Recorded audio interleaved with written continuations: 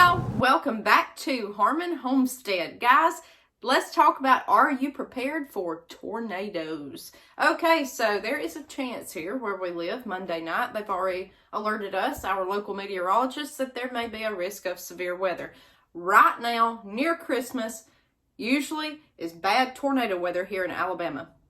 From October, November, all the way through the spring, we have trouble. But it seems like around Christmas, we always have this. So I was going through my stuff this morning, getting everything ready, and thinking, what can I do come Monday, if it happens, if the risk is bad, to be tornado prepared. Guys, a lot of this is basic prepping stuff. Hopefully, kind of jog your memory, basic common knowledge, get you ready for any kind of tornado event. Now, a lot of you guys out in the Midwest that watch me probably have been through tons of these things, okay? I cannot imagine. The worst I have been through is an EF0. However, it was right on my road. You could see road damage all the way towards my house. It lifted up when it came to my house. I was in the basement that night. We have a basement. That was very scary, even at an EF0. You're talking about trees twisted up, torn down. You could hear it lift, okay, an EF0. I cannot imagine anything stronger than that. That was awful. Wind was so-so. Just what I've experienced. It was not that bad, but it got very still when it was lifting up. The worst lightning I've ever seen. Lightning, thunder, and a lot of people say it sounds like a freight train.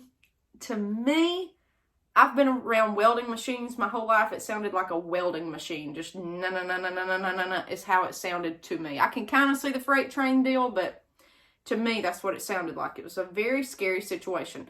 So here's some things you can do to get prepared, okay? First things first, if you know that there's a chance of inclement weather wherever you live that day, okay? Usually for us, it hits at nighttime. Everybody's getting ready to go to bed. They're in bed and the thing happens, okay?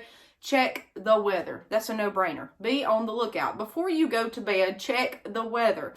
Stay on top of this. Where we live out in the country, cable goes like that during a thunderstorm. Check, check, check, okay? Stay on top of this if you know. Now, when I was in the tornado before, on my phone, I don't know about you guys, I think I'm subscribed to several weather apps here locally where they'll send out alerts. However, my phone went off like an Amber Alert, and it said, tornado emergency, take cover immediately. Something along those lines. It went off just like an Amber Alert, so we knew. I thought that was great, but yours may not have that. I don't know. I don't know if that's standard or not. You need to check the weather, okay? Especially before you go to bed. Next, you need to have, if you think that bad weather is coming, charge your phone. Charge your phone all day. That way you have a good battery on your phone. Because that night in the basement, we lost power. We lost cable, of course. We were watching our phones live with the meteorologist going down our road saying, here's this tornado right here. And we got step-by-step notifications. So that was very good. We were able to watch that live and know what was going on, okay? Next, weather radio. If yours takes batteries, make sure it has batteries in it that are good and ready to go. Plug it in. If it only runs off wall power and a charge, if it's solar, make sure it's charged, okay? Make sure it's in working order, charged, however yours does, okay? Make sure you have a weather radio, okay? Now, if you don't have one, I'm going to tell you, these things will go off for, ours is set for thunderstorm warnings, all that. It will go off for any warning. Mine will, okay? It's a NOAA weather radio, but it's good in the case of a tornado, okay? It's very loud. You can hear it. It's woke us up out of our sleep before. It's very loud, like a fire alarm. You will know if something's going on. Weather radio, y'all, okay? Next, before anything happens, make sure that you have good working flashlights, good batteries in these, okay? Have them handy and ready because you're probably going to lose power. It just is what it is. You need some kind of light. You don't want to be fumbling around, okay, in the dark. Because, again, usually for us, it seems to happen at night. Even if it's in the daytime, it will get dark a lot of times. You can't see as well. Flashlights. Also, my husband has these headlamps. These little things you put on your head, gives you light. That frees up your hands. That's very good, okay? It's a very good thing to have. All right, so if we know there's a chance of inclement weather, again, we check it before we go to bed or check it throughout the day. Now, what do we do to prepare? I always set out clothes. we are very fortunate to have a basement. We have to leave our house, though, and go outside to get in the basement. It's built on a hillside. It's an older home. There's no access to the basement through the house. So we like to be clothed and prepared for anything like that. Every time we've had to go to the basement, it's a downpour, okay? It's pouring rain. Even if you have to get to an inside area like this, the safest place in your house, no windows, deep inside the house, as safe as you can be, you need to be dressed appropriately, okay? So we always set out jeans. You don't want to be running to the basement or running somewhere in bunny house slippers. You want something durable, okay? Jeans. This may keep glass off of you. It may protect you a little bit more. If you're having to walk through tree limbs or whatever, anything that you could imagine having to crawl through, walk through, you need to be dressed appropriately. And guys, always remember, there could be live wires down wherever you're walking. Be very, very careful about that. Be very careful. So jeans, socks, even if this happens in July, I put on a long sleeve to cover my arms. You don't know what you're going to be walking through. If you have work gloves and have time, we do, because we deal with animals. That's a good thing to have on your hands. Thing to protect yourself. Next, now I grew up, my dad likes motorcycles, okay? So we always had motorcycle helmets around. Motorcycle helmet is great to protect your head.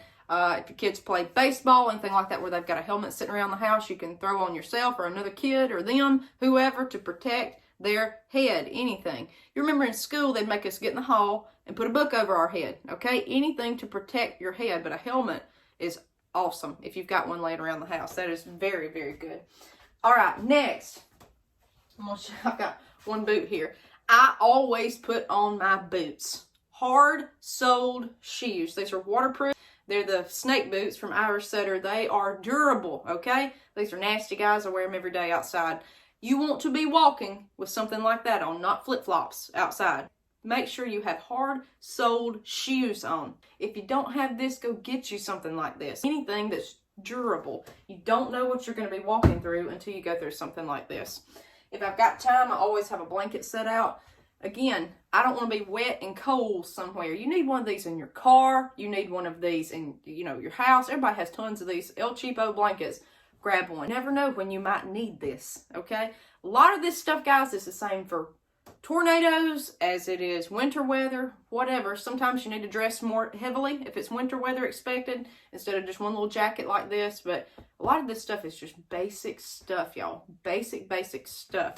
You need to think of no power, no light, soaking wet, crawling through something. You need to think worst case scenario. Again, you don't want to be in, your pajamas with the roof blown off. It would be better to be dressed like that, if at all possible. Now, you need to have a bag set up and ready to go. Important documents, rings, keys, phone, okay? That way you can hear all this stuff happening. Your radio, if you can take it, medicine, things like that, your valuables. If you've got insurance stuff, cards, ID, anything. If men, carry your wallet. Women, carry your purse if you carry one. If not, carry the important stuff inside of it. Put it in a bag. Very, very important. Some cash. Cash would be good to have, if at all possible, during any kind of emergency. It's just great to have. Now, if you live rural like I do, a very good idea would be to make sure that you have gas for your generator if you so have one. Make sure that's the day before, okay? Or that day when it's all okay before that nighttime. You need to make sure this stuff has gas. Generators, chainsaws, and your car in case you have to get out of here. Especially if you live in a mobile home and you've got to leave. Make sure your vehicle has gas. You don't want to be riding on E trying to go up the road, okay? Make sure you have gas and everything that you might need. So these are some basics here. Just basic things that you can do to prepare for a tornado. But the main thing is, guys, watch and listen. Listen out for it on any kind of device, TV.